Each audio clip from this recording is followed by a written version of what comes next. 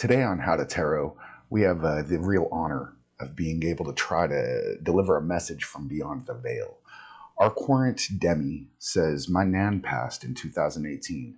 I'd love to know if she has any messages for me. I miss her so much." And I get that, I've lost people too.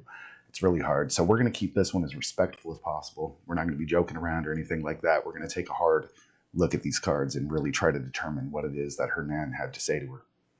I chose a 2-card spread for today's message. We're going to break them down individually, and then we are going to see what they might mean together. We have the Reverse Judgment, and right side up, we have the Lovers. And both of these are very interesting cards, both major arcana, signifying that this is probably a pretty important message. And, while I shuffled these cards, I sat there and I meditated and I thought really hard about who this Nan character was.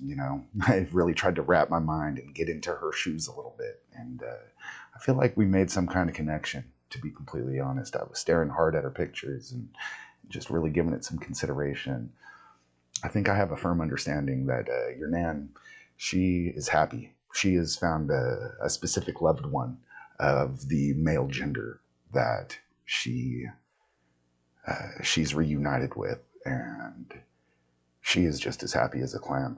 She does have this specific message for you, though. I've already determined what it is, but I do want to break down the cards. Anyways, here we go. Now let's just talk about the Judgment card for a moment, because I know a lot of people see Judgment and they get real scared, and then they're like, Reverse Judgment, what's going on there? And then the Judgment is a lot less scary than I think a lot of people think. The Fool, he's already battled the devil, and he's already made it past his tower, and he's been led or healed by the star, and he's been led by the moon and basked in the sun, and he's done. He's done everything he came to do. He's about at the end of his whole cycle, right? And he's ready to let go of this last little bit of baggage that he's holding on to, that is keeping him from ultimate purity and being able to, start fresh again.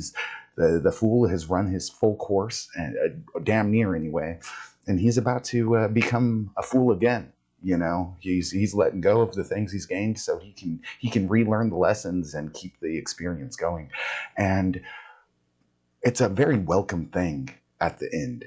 After it's all over and it's said and done, and you bask in the sun and appreciate your accomplishments for what they are, and you get to do that as long as you want. But at the very end, before you step into the world and become something new, you got to let go of that last little bit, and that's not a problem. It's by the time you get there, you want to be there. So when we talk about reversed judgment, we're talking about like you've been there too long. That energy has been corrupted. You've been sitting in the sun too long, and you're full of self-doubt and poor logic. So if it feels like you're having a problem with like stagnation, it probably has a lot to do with the fact that you're holding on to something that you need to be letting go of. And it's a thing that was great to hold on to and think about for a long time. But now it's time to let it go. Are you hooked? This episode is phenomenal. Am I right? I'm having a lot of fun doing this right now. And your Nan is a fantastic participant. Anyway, so now that we're all over the doom and gloom of the reverse judgment and how you're carrying around too much baggage of this and that nature, let us get on to what you should fill it with. Whenever you get rid of something in life, you typically fill it with something else. When Nan got rid of her mortality, she filled it with love. And she recommends that you should do the same. It didn't have to be the Lover's card. There's a lot of different cards that mean love. Mean that you should be getting into some kind of relationship or something right now, right? You could do the Two of Cups or the Knight of Cups, or to be honest, there's just a bunch of them. And I'd like to take a moment to kind of go over what makes the Lover's card special. The Fool is card 0.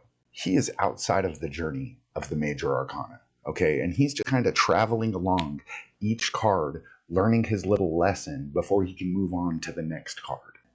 The magician is going to be teaching him raw power, just that like raw power actually exists, and that he'll have all the tools he needs to grab out and reach and create whatever kind of reality he wants to.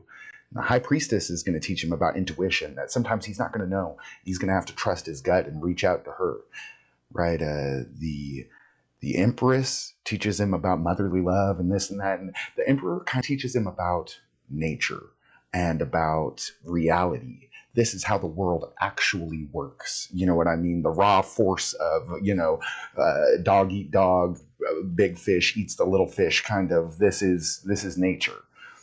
By the time he gets to the Hierophant, and I know I'm rambling on here just a little bit, but bear with me because this is all going to make sense in a second.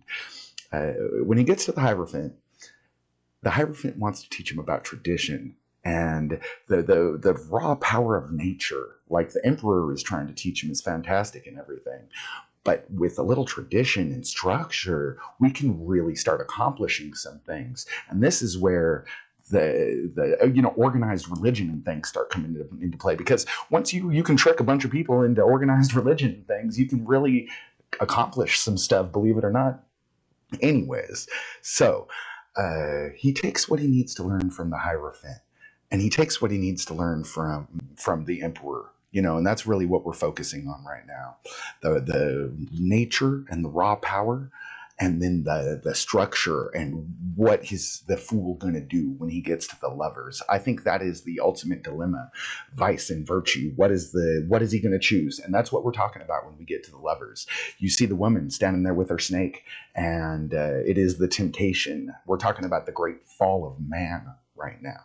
Now, if man chooses to be with the woman, he will be more drawn to the sensitive life, and he will want to get soft. We won't be the adventurous, free things we once were. And it is the death of man. It's the fall of man. But it's also very important to consider that the woman is not the willing temptress here, that it is just her place, and man is supposed to fall to complete the cycle. She's just fulfilling her part of it. It's not as if, we should veer away from relationships. Yes, the relationships are going to hurt, and they're going to hurt us and kill us and break us down, and they're going to be the cause of our towers. And we need to go ahead and let that happen, because that's what the lovers is there to teach us. And he moves on from the lovers after having learned that, and learns strength and determination. But that's what we come to when we come to the lovers versus, like, say, the Two of Cups or something.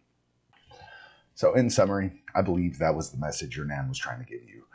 Let go of the things you've been holding on to with the reverse judgment card, and embrace love, which is far better, and it's gonna hurt. As the lovers will let you know over and over again, there's a snake in that tree, but we embrace it. We embrace our towers, and this is how we learn. Change is the one for sure thing that is always going to be in our lives. We're always going to have change. So it stands to reason that the ability to adapt becomes the most important skill. And I feel like if you can learn to adapt and meet change with a smile. Most of us hate change. Things start changing, people start dying, things start going wrong. We lose our place to live, or are we, but life always continues. Nothing ever stops. It's all just in circles. So if we could just learn to realize that the world's just going to continue to go on, and you might as well just greet it with a smile. That's, I think, the important lesson here. I think you let go of the things that are holding you down, and you hold on to the love. And I think it's a strong possibility your nan was trying to teach you one of the universal meanings of life. This has been How to Tarot with Chuck Taylor. Y'all stay magical.